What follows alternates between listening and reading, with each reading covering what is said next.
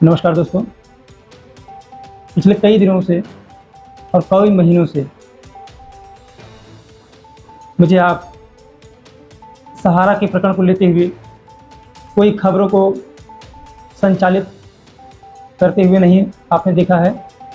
हम आपको बताने जा रहे हैं लोकसभा 2024 के चुनाव को लेकर पूरे भारत के लोग जो 13 करोड़ सहारा से पीड़ित और टोटल 42 करोड़ जो लगभग अन्य कंपनियों से पीड़ित, इन कंपनियों से पीड़ित होते हुए भी लोकसभा चुनाव में भाजपा सरकार यानी कि वर्तमान सरकार को पटकनी देनी चाहिए।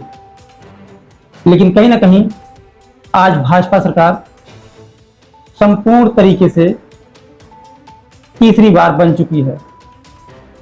लेकिन क्या उन 13 करोड़ और 23 करोड़ लोगों जो अन्य कंपनियों से पीड़ित हैं, सहारा, पीसीएल, प्रोग्रेस, रेमल, ये मेरा जो वीडियो है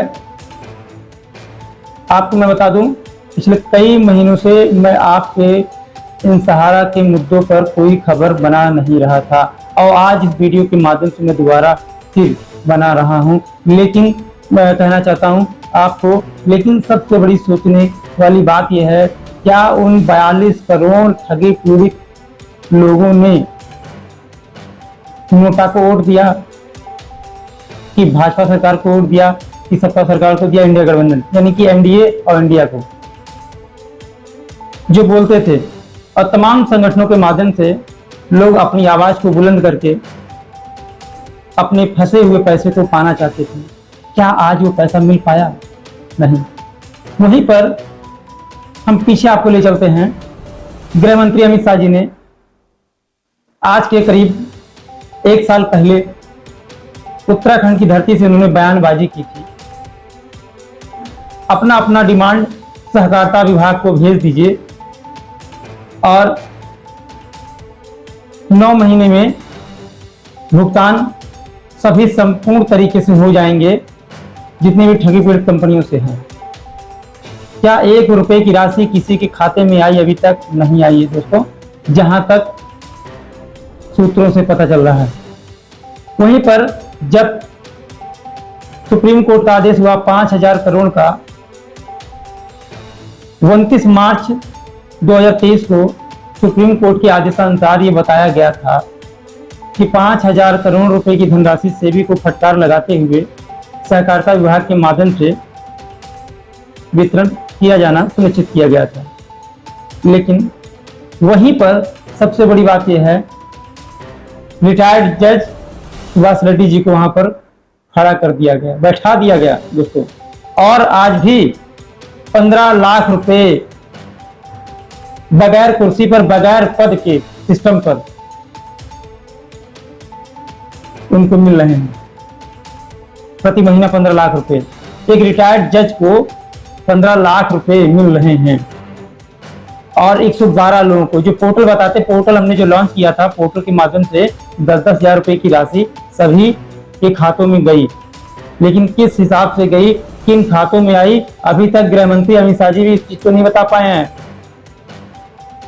झांसी की धरती पे चुनावी रैलियों में बोला, कुशीनगर की धरती पर चुनावी रैलियों में बोला और तमाम रैलियों में जा जाके बोला कि सभी का पैसा सुनिश्चित हो चुका है, यानी कि शुरुआत हो चुका है, आ रहा है पैसा। पिछले 9 महीनों में नहीं आए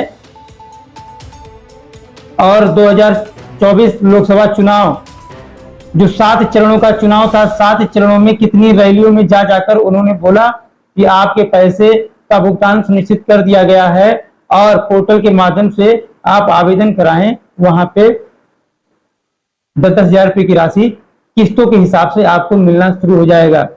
लेकिन पहला नहीं, दूसरा नहीं, तीसरा नहीं, चौथा, कई किस्त बीत गए, लेकिन अभी तक किसी के खाते में 1 रुपए की राशि नहीं आई। और उन 42 करोड़ जनता को मैं बताना चाहता हूं कि आप जैसे लोग मूर्ख बनकर अपने पैसे को डुबा कर बैठे हो। कभी किसी संगठन के माध्यम से जाते हो लड़ने के लिए, कभी किसी न्यायिक अधिकारी से मिलते हैं लड़ने के लिए, लेकिन आपका भुगतान धरा का धरा रह गया है, वहीं का वहीं रह गया है। कितने जंतर मंतर पर धरना प्रदर्शन किए गए तमाम संगठनों के माध्यम से, लेकिन 1 रुपए की राशि किसी को नहीं मिला है। और दोस्तों हम बता दें, और नहीं मिलेगा, सुप्रीम कोर्ट की याचिका 5,000 करोड़ यानी कि 5,000 करोड़ के जो धनराशि जो सेबी के द्वारा सहकारिता विभाग को गई थी, उसमें से भी वितरण नहीं हो पाया है। और वहीं पर तमाम लोगों का ये भी कहना है, आवेदन कराने के बावजूद भी हमारे पैसे खाते में नहीं आए, केवल मैसेज मिलता था और ये बताया था मैसेज के माध्यम से कि 45 दिनों के अंदर समीक्षा की जाएगी। 45 दिनों के बाद यानी कि 30 दिनों की समीक्षा करण चलेगा, और 30 दिनों के समीक्षाकरण के बाद 15 दिनों और यानी कि 45 दिनों के बाद आपके पैसे आपके खाते में सुनिश्चित कर दिए जाएंगे। लेकिन मैं इस वीडियो के माध्यम से आपको बता दूं, 1 रुपए की राशि की किसी खाते में नहीं आई है, न आएगी। संगठन के माध्यम से आप अपनी आवाज को बुलंद करना चाहते हैं, और वहीं पर सत्ता की सरकारें केवल जुमले पे जुमला आपको दे रही हैं। इसके बावजूद भी आप मंदिर मस्जिद के नाम पे लड़ते हैं और अपने आप को हिंदू सनातनी कहते हैं। हिंदू सनातनी का मतलब क्या है? जो एक हिंदू हिंदू की मदद ना कर पाए वो सनातनी है। जो एक हिंदू किसी प्रकार में सहायता ना कर पाए वो सनातनी है। कोई हिंदू अधिकारी या हिंदू समाज के लोग हिंदू को बढ़ावा ना दे पाए, क्या वो सनातनी है? किस प्रकार आपको सनातनी कहा जाए भाई, मुझे समझ नहीं आता है। ये मुझे बताइए। मैं आपसे जरूर डिबेट कर रहा हूं इस वीडियो के माध्यम से, लेकिन मुझे जरूर आप बताएं किस हिसाब से, अगर एक हिंदू की मदद करनी हो तो ये होता है मैं क्यों करूं, तुम मेरे लगते क्या हो। आज वही हिंदू केवल नेताओं के चक्कर में आके हिंदू मुस्लिम कर रहा है, मंदिर मस्जिद की लड़ाई लड़ रहा है, और ये नहीं सोचता है अपने रोजगार के लिए, अपने बच्चों के लिए, फीस के लिए, मकान के लिए, अपने आने वाले उस महंगाई के लिए, और जो वर्तमान की महंगाई झेल रही है जनता, उसके लिए कभी नहीं सोचा। इस वीडियो के माध्यम से आप जरूर सोचना पड़ेगा। अगर 42 करोड़ जनता प्रत्येक जिले का घिराव कर ले, यानी कि एक जिले में लगभग कितना भी छोटा जिला होगा उसमें जरूर 4 से 6 लाख लोग जरूर होंगे। अगर केवल 1 लाख लोग प्रत्येक जिले का एक दिन एक समय प्रत्येक जिले का घिराव कर लें, सहारा का पैसा आपको मिल जाएगा। प्रशासन जानबूझकर आपका पैसा नहीं देना चाहती है, भारत सरकार आपका पैसा नहीं देना चाहती है, ये सुनिश्चित रहता है, इसमें कोई कहने वाली बात नहीं है। डॉक्टर सुभाष चंद्रा का 8600 करोड़ रुपया माफ कर दिया गया। वहीं पे टाटा धीरू भाई अंबानी यानी कि अनिल धीरू भाई अंबानी का तमाम उद्योगपतियों का 25 लोगों के उद्योगपतियों का 16 लाख करोड़ रुपया माफ कर दिया गया। भाई किस हिसाब से माफ कर दिया, हम जानना चाहते हैं। उन गरीबों के लिए कितना आपने क्या किया? क्या किसी व्यापारी का लोन माफ हुआ, कि किसान का कर्जा माफ हुआ, कि बिजली का बिल बकाया माफ हुआ? सालों साल बीत गए साहब, लेकिन किसी का 1 रुपया भी माफ नहीं हुआ। माफ हुआ तो उनका जो मर्सिडीज में चल रहे हैं, 5 स्टार में खाना खा रहे हैं और एसी रूम में रह रहे हैं, और उनका माफ हुआ। जिन्होंने देश को लूटा और जनता के पैसे से अपने परिवार का, अपने सिस्टम का, हर एक तरीके से सरकार के सत्ता दलालों का अपना बढ़ावा दिया और जनता के पैसे से ही लूटा, उनका माफ हुआ।